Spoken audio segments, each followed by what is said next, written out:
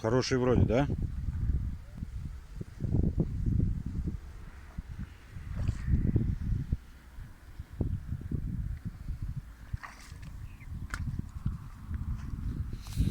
Ну ты говоришь, двумя руками. Отпускай эту.